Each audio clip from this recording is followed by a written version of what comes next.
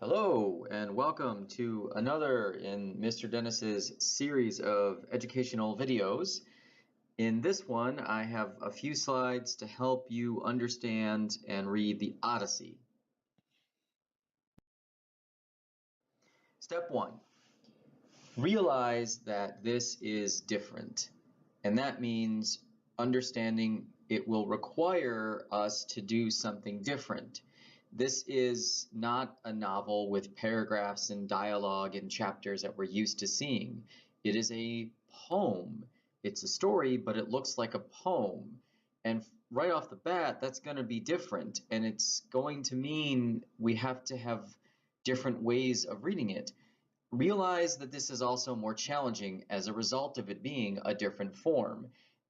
The challenge is good. The challenge is one of the reasons we do this, because reading something that pushes us is what allows us to expand our critical thinking. It's what allows us to expand our skills. If we only did things that were easy all the time, we would never actually learn anything new. We would just keep recycling the same things. And while that's easy and comfortable, it doesn't help us to learn and grow as people. So a major reason that you're reading the Odyssey is because of the challenge involved in something that we're not used to seeing.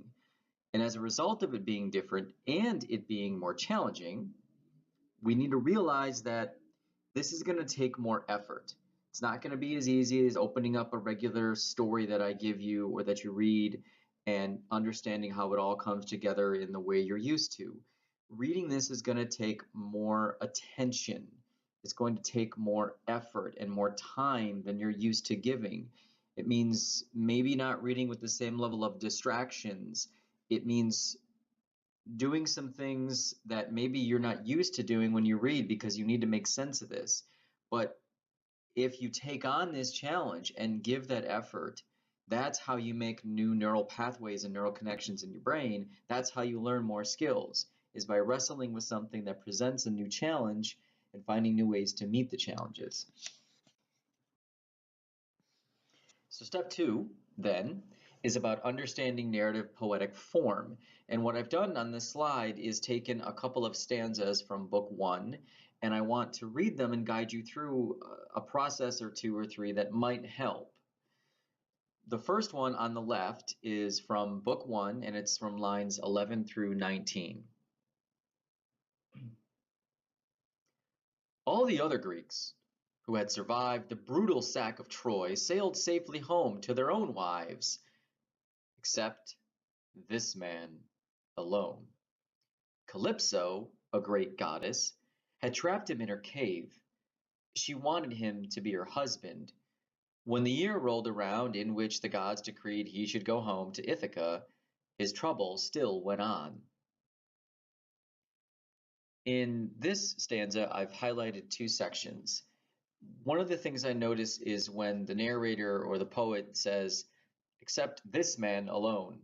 It's not said who this man is, so I have to check myself and ask, okay, wait, which man is this again? Oh, right, that's Odysseus. So this is saying that all the other Greeks who had survived already went home, but Odysseus still hadn't gone there.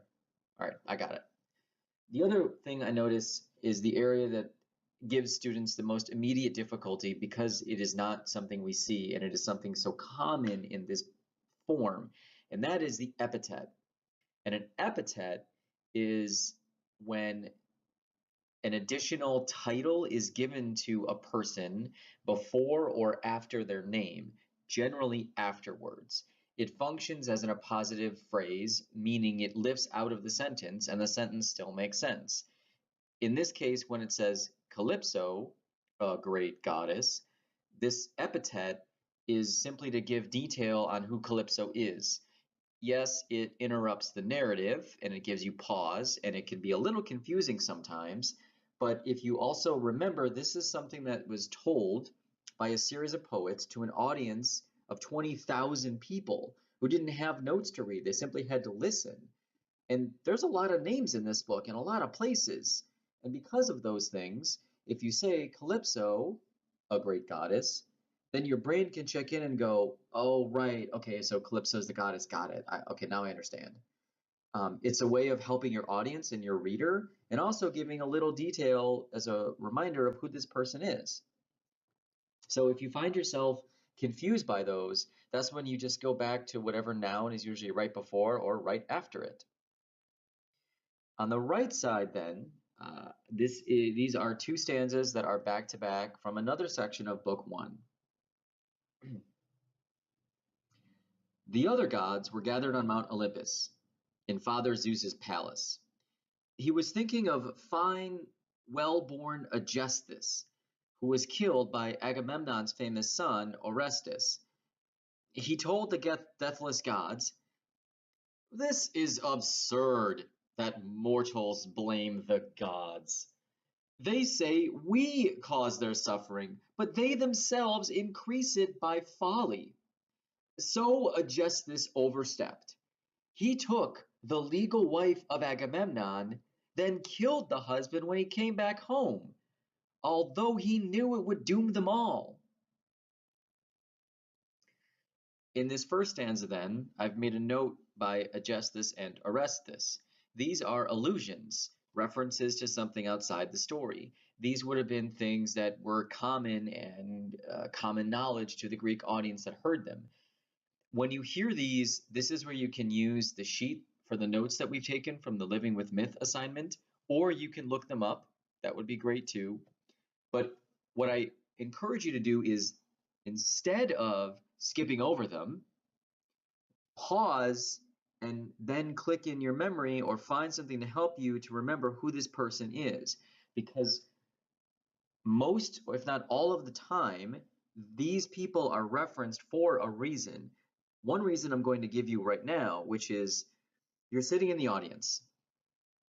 You're having to listen to hours of poetry, and all you have are your ears to listen to these poets. So when they say Aegisthus, who's Agamemnon's famous son, Orestes, then you can remember and lock in on who that is. And so as this new story of Odysseus is being laid out, you get this allusion to a story you already know, so you get something you're familiar with, and that can bring you in more. Another thing I want you to notice, and this one is really important, the quotation marks. You can read this and skip over that the narrative has shifted from a narrator telling a story to a character speaking. You will notice that this is indented several spaces. That's one clue that this is a quote. Second, the quotation mark. But as you see this, if you've already forgotten who's speaking, then I just go back up. Other gods were gathered on Olympus in Father Zeus's palace. He was thinking, Zeus. Okay, this is Zeus telling the gods this. Got it. Then it'll really help you understand who is speaking and to whom. This is Zeus talking about the story of Aegisthus and Agamemnon to the gods. Once I get that, then I can actually do a step of understanding what this is saying, which is, in this case, Zeus is complaining that the mortals on Earth blame the gods for everything bad that happens. And his point is, they themselves increase it by their own folly. And he references Aegisthus as his example of how a mortal, through his own mistakes and his own bad judgment, his own folly, increased his own suffering, which led to his death and the death of Clytemnestra, who he was seeing and having a relationship with. In summary, read actively. Read in a way that perhaps some of you are not used to. Use details such as the quotation marks to help you. Use the notes that I've given you and that we've taken, especially Living with Myth, when you're hearing names that you don't really remember. Frequently stop and ask yourself questions. Okay, wait, who's talking here? And this is Athena, and she's really Mentis, and she's talking to Telemachus. Okay, I got it.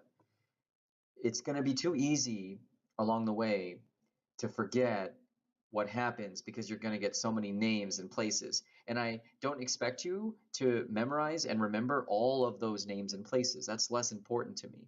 What is important is that we have a working knowledge to bring into class about simply the plot and the details of what happened. Therefore, I highly recommend that you annotate as you read, that you just take some bulleted notes or something that helps you. If you're a visual learner, sketch out a quick picture of the main events of what happened.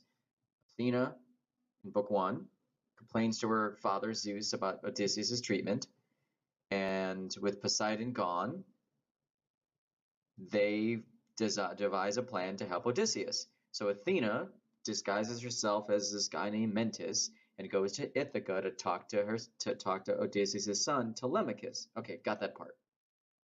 If you can go through that, then getting to the deeper layers where we can be digging into this for understanding will be a lot easier. I hope you enjoy the reading. It's a fantastic story. It's been around for thousands of years for a reason. Thank you for watching another video of mine.